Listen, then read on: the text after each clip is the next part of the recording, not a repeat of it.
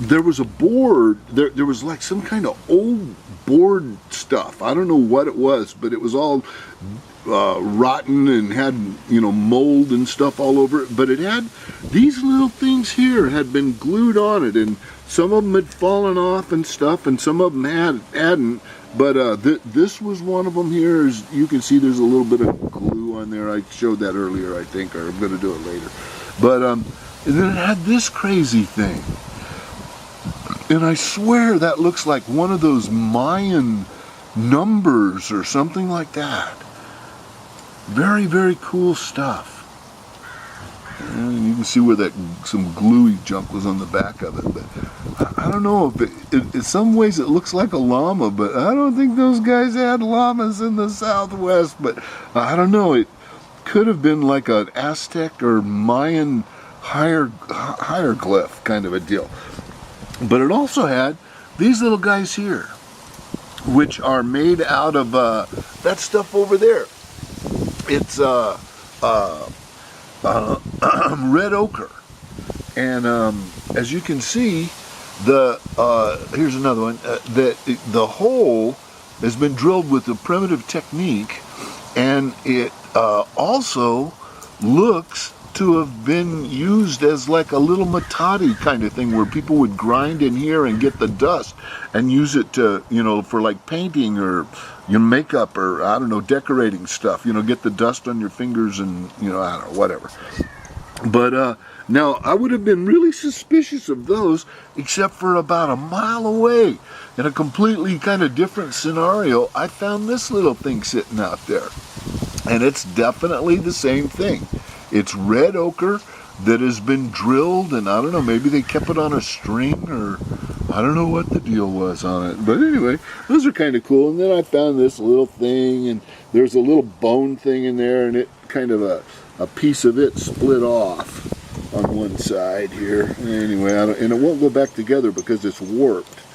But I got both halves. It was, when I found it, it was just kind of sticking together like that, barely, and it's come apart further. And there was also this thing, like a piece of, I'm pretty sure that is polished, like maybe by a creek polish, because there was a big river out in back of this place, the Puerco River, and that's like all along the edges of the canyon above the Puerco River. There's just ruin after ruin, and most of them have actually eroded and fallen into the Puerco River.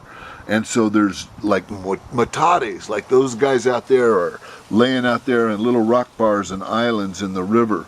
But if you ever go out there, be really careful. That the bottom of that river, creek, Puerco River, is just full of some really scary quicksand. And here's another one I found out there, but I'd swear it looks an awful lot like those modern ones that you see with the little mochahetis in the, you know, fancy little stores, Pier 1 and all those places. But I don't know, it was out there, and it looks like the kind of basalt that's from that part of Arizona. But who knows? Now, these aren't really related, but I was talking about steatite earlier, and I just wanted to show off a little black steatite pendant that I had found out there. It had gotten gray and fuzzy when I found it, but I kind of rubbed it a little to make it shiny again. I wouldn't do that again now, but I was dumb back when I found it there. But it's a cool little steatite pendant. This is that stuff that comes over from Catalina Island, and it's just... And now here is a little sea otter effigy. And it's a little hard to see and understand, but if you look at it there's a pretty clear little sea otter face down on that thing. And it definitely looks like a sea otter body, like you see them when they're out there just swimming in the water. You can definitely see that it's carved. And this is that black steatite that came off of Catalina Island. Terrible trip. God, I can't imagine how rough it must have been to go out there on that rough water, because there's like undersea mountains out there that cause the currents to just get crazy. And I mean, I go out there in high-powered boats, and even still there's a giant butt pucker factor unrolling out to those islands, the Channel Islands off the coast of Southern California. And man, those Indians went out there. It's like about a 15 to 40 mile, depending on which one you're going to, journey. And it is, at some point along that way, I guarantee you, you fear for your life, even in a fairly good sized boat. It just, you get nervous. I can just imagine what it was like being out there in your own homemade plank canoe. You gotta hand it to those guys. Okay, now check this out. This little thing is fired clay. And at first, when I found it, I blew through the hole. And you can blow through it, right? And I thought, wow, it's the stem of a pipe, because it's got a hole down on this end, but it's really off-centered. Except for the fact that the longer I've had it and the more I looked at it, I realized that's a complete piece. That's all there was. I mean, that's like a finished edge on this side, on this back end, and it was fired that way. So I don't think it's a stem of a pipe, and I'm kind of sorry I just blew through this, because honestly, I think the chances are kind of good that this might be a penis effigy. It's really got that kind of look about it.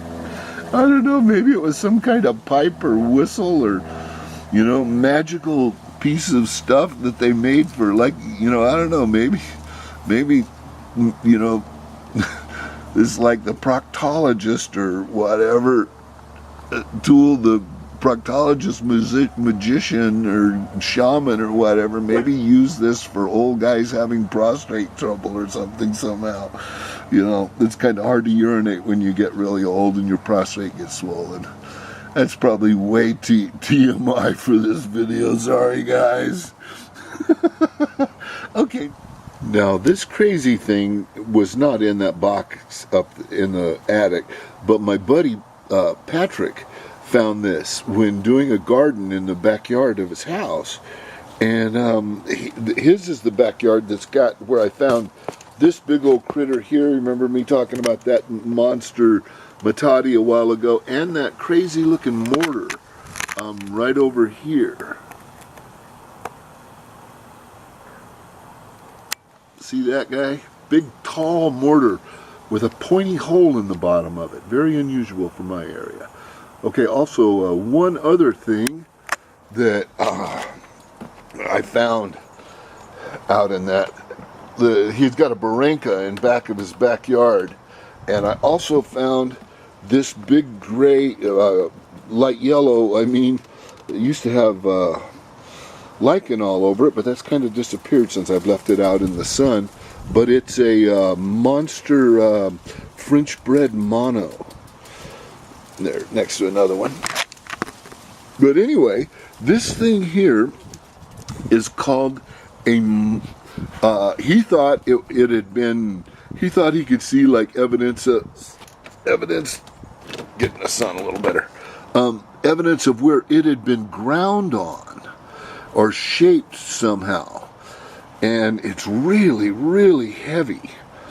And actually, I've investigated it, and it's not. It's not really a man-made thing. It's something called a Mochi healing stone that was apparently a type of iron, almost hematite nodule kind of thing that all over the United States, the Indian tribes use these things as healing stones called Mochi, M-O-Q-U-I healing stones. You can Google them and look at about 50 of them from all kinds of states. But they're really heavy, and apparently they got them hot and used them. One of the ways that they used them is they'd get them hot and then put oil on, like let's say you had a bad back or something like that. You'd take this and get this really hot and put oil on the person, then use it to like massage them, kind of a thing. But I don't know, there were all kinds of crazy things in there. Like there were like ads for elixirs of Mochi stone. And they were selling them for like $40 for a tiny little bottle that you'd pull out like one drop and drop it into some kind of crazy concoction or something or other. I don't know, New Age stuff gets a little wild and wonderful for me sometimes.